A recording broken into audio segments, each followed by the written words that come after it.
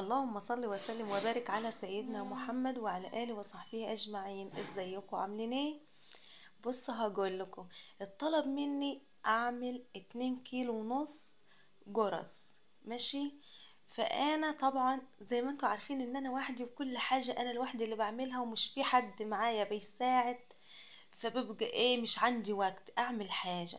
انا لو هفتح في الشغل اللي هو ايه الفطير المشلتت الجرس الحاجات دي والله، وفي ناس كتيرة بتطلب مني اكلات كمان وبيبقوا عايزين اعملها. وانا والله اتمنى ما بحبش اتاخر عن حد، بس انتوا عارفين ان لما انا وحدي مفيش وقت ومش فاضيه. فاللي طلبوا الجرس دي كذا مرة ومن فترة والله العظيم يقولولي، وانا اجل جيت في الاخر بقيت مكسوفة وهم مصرين. فقلت يلا خير زي بعض وقمت بدري عملتهم. جبت شوية لبن ونزلت عليهم بمعلقتين سمنة بلدي كبار، ونزلت عليهم بقطعة خميرة ورشة ملح ورشة سكر وشوية زيت. يعني ال2 كيلو ونص خدوا حوالي كوبايتين مادة دهنية، سمنة بس زيت بس، سمنة على زيت زي ما انتوا عايزين اللي موجود. وهنا مكعب الخميرة كنت طلعته من بدري من التلاجة، بس كان لسه برضو ايه في نسبة تلج عشان انا بحط الخميرة في الفريزر.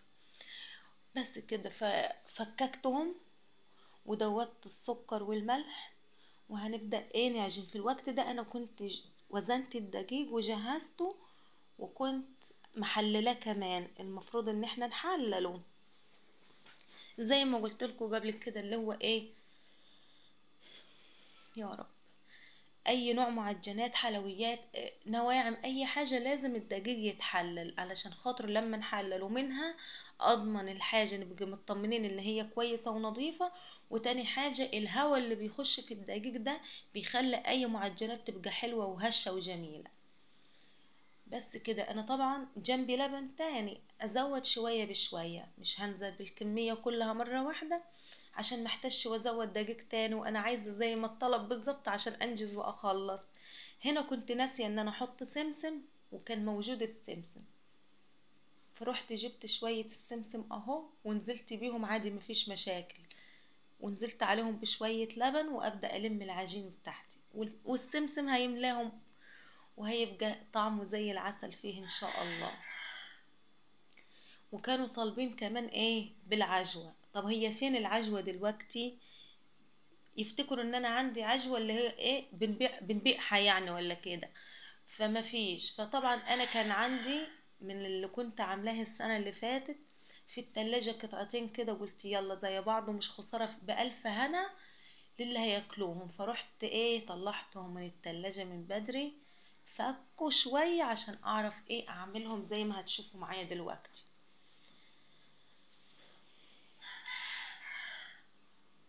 هملك العجينة كويس ومش هزود دقيق ولا مية تاني. انتوا شايفينها كده ممكن تقولوا عليها ان هي طرية، لا خالص. انا هوقف الكاميرا وهفضل انزل بيها على الارض، وهفضل بايدي الاتنين اعجن فيها. وبعد كده عشان نخلص ايدينا منها ننزل عليها بمعلقة سمنة او زيت اللي موجود، والم كل حاجة تبص نلاقيها اتخلصت منها الحلة وايدينا كمان. لكن دلوقتي كده زي ما انتوا شايفينها اهو، مش هزودها دقيق ولا مية ولا لبن ولا اي حاجة، كده زي الفل اهو. عجنتها وخدمتها كويس، خليتها زي الملبن زي ما انتوا شايفينها اهي. نديها اهو. بصوا خدت بايدي كده حتة سمنة بلدي وهبدأ ان انا الم بيها العجينة كلها، وبعد كده نغطي عليها. بس انا هنا كنت لقيت الحلة اللي انا عجنة فيها دي صغير على كمية العجين، فروحت نقلتها في الطشت الصغير ده علشان خاطر لما يختمر هيبقى ما شاء الله عليه، يعني هيملى الدنيا هيزيد. فلازم يبقى حاجة كبيرة. وانا كنت كمان دهناه بمعلقة زيت علشان خاطر لما انزل فيه بالعجينة ما تلزقش معايا. هسويهم واظبطهم وافرطهم املى بيهم الطشت كله واغطي عليهم. بصوا طبعا احنا عارفين في الصيف العجينة بتبقى ما تاخدش وقت وبتختمر، وانا ما كنتش مسخنه اللبن ده، يا دوبك الاسم دفيته كده حاجة بسيطة علشان لو سخناه العجين هيسيح معانا ومش هيكون احسن حاجه. بصوا ايه رايكم بقى؟ ما شاء الله. بصوا في الاول كانوا قليلين قد ايه في الطشت، شوف لما اختمروا ما شاء الله ملوا الطشت اهو. خلاص هنبدأ ان احنا نعملهم قطع على حسب الجرصة اللي انتوا عايزينها. عايزينها كبيرة هنكبر قطعة العجين، عايزينها صغيرة هتخلوها متوسطة. ماشي. بس انا كنت هنا جنبي دهنة صينية بحاجة بسيطة زيت، وكنت بقطع واحط فيها ورص جنبي. وانا بقطع العجينة هقول لكم على حاجة. كان في متابعة قالت لي ان هي عايزة ان انا اصور المطبخ بتاعي، وعايزة تشوف المطبخ يعني. اولا هو المطبخ بتاعي يعني على قد الايد. ماشي. حاجات يعني مش عندي يعني هو مطبخ عادي يعني. البوتاجاز والحوض والرخامة اللي بنضف عليهم اغسل المواعين والحاجات دي زي ما بتشوفوا معايا في الفيديو. ورخامة تاني كده ايه اللي هي بعمل عليها اي حاجة، رص عليها السمنة، جزايز الزيت والخل، علب التوابل كده يعني. هو بصوا اهم حاجة مش لازم مطبخ ولا شقة حلوة ولا يعني، ايوه كل حاجة جميلة والحمد لله، بس اهم حاجة النظافة. بقول لكم قطعة العجينة بالحجم ده اهو. اذا كان ان انا منظفة بيتي ومنظفة المطبخ بتاعي ومخليه فل شمعة منورة، يبقى كده خلاص اي حاجة. مطبخ كبير صغير حلو وحش، مطبخ خشب مش خشب مش لازم كل حاجة حلوة. وانا بص الحمد لله الحمد لله على كل حال. انا عندي طموح كتيرة، وان شاء الله ان شاء الله لو ليا نصيب في حاجة من اللي في نفسي ربنا هينولها لي. بس احنا بنبدي علام ولادنا عن اي حاجة. انا بعلم احمد وان شاء الله ميار ربنا يكرمها، اي مجموع يديهولها ربنا في تالتة ثانوي احنا راضيين بيه. رزقها بمعهد هتخش معهد، رزقها بكلية هتخش كلية، اللي يكتبهولها ربنا ان شاء الله. احنا راضيين باللي يجيبه ربنا. واحمد ابن ربنا ياخد بيده ويحافظ عليه ويجيبه بألف سلامة يا رب. لسه بيكمل الدراسة بتاعته فيخلص على خير وسلامة. وان شاء الله ان شاء الله اللي يعيش يعمل واللي كده، والحمد لله على كل حال. اي فلوس تروح في العلام بتاع ولادنا اهم من اي حاجة نعملها. بس وخلاص. واللي اهم من ده كله النظافة. طول ما احنا منظفين المكان اللي احنا قاعدين فيه، سواء كان كبير ولا صغير ولا حاجات حديثة ولا حاجات قديمة، مش مهم. المهم ان احنا ننظف بس كده. في نظافة، في نفس مفتوحة، في صحة حلوة، في تقدر تقفي تعمل اللي انت عايزاه ببالي رايق فرحانة داخلة المطبخ نفسك مفتوحة لأي وصفة تعمليها. عايزة تزودي وصفات تاني من ان انت واقفة فرحانة كده ومبسوطة على البوتاجاز وبتعمل اكلات كده. انتوا فاهمين قصدي وفاهمين انا عايزة اقول ايه. انا على زي ما عرفت يعني ايه، عبرت على زي ما انا عارفة يعني، مش عارفة اعبر ازيد من كده معلش يا حبايبي. والله انا الحمد لله الحمد لله الوجعه اللي انا وجعتها دي الحمد لله الحمد لله. بص كانت وجعه موت وحياة ربنا. كده انا يعني اللي شفته ده مش عايزه اي حاجه من الدنيا غير ربنا يدينا الصحه جميعا ويسترها علينا وعلى عيالنا ويسعدهم وياخد بيدهم، وكل اللي في نفسه في حاجه ربنا يديها له. اللهم امين يا رب. هنا زي ما انتوا شايفين اهو بعمل العجوه ازاي.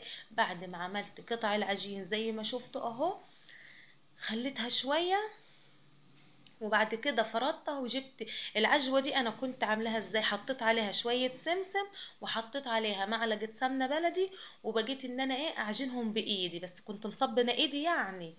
وهنا كان في حتة في النص رحت عملت فيها كحكاية صغيرة عشان لما تدخل الصينية الفرن يبقى ايه، ما تبقاش ناقصة يعني، تبقى كاملة كلها وكده يعني. فاهمني؟ عملت صينيتين بالعجوة، قطعة العجوة كفت صينيتين، وعملت صينية تاني يعني وصينيتين تاني يعني من غير عجوة، اللي هو ايه سادة جرس سادة.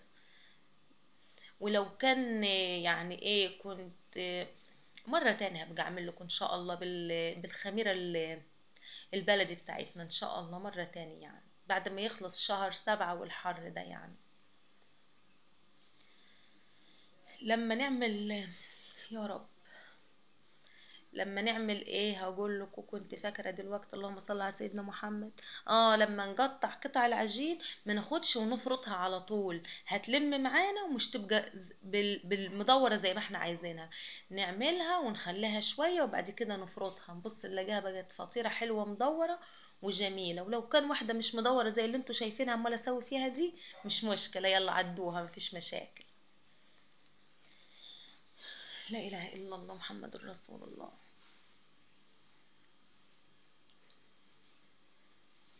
هنا كانوا كلهم خلصوا، وطبعا مش اول ما يخلصوا هسويهم، هخليهم شويه وبعد كده اولع الفرن يسخن وابدا ان انا ايه اسوي في الفرن. هتشوفوهم معايا دلوقتي لون وطعم وريحه، وكانوا جمال بالف هنا للي اكل حاجه. ايه رايكم بقى؟ اهو بصوا الكحكايه الصغيره طلعت ايه، هشه ونفشه وجميله. وباقي الجرس بسم الله ما شاء الله عليها بالف هنا. بقول لكم ايه، بقول استنوا هوريكم الباقي. اهو ايه رأيكم؟ يعني ايه، انا قطعت كذا واحدة، انا كده كده كانوا طالبين 2 كيلو، بس انا زودت نص كيلو علشان خاطر لو انا عملت زي ما بوريكم كده يبقى الحاجة دي تخصنا احنا، فاهميني؟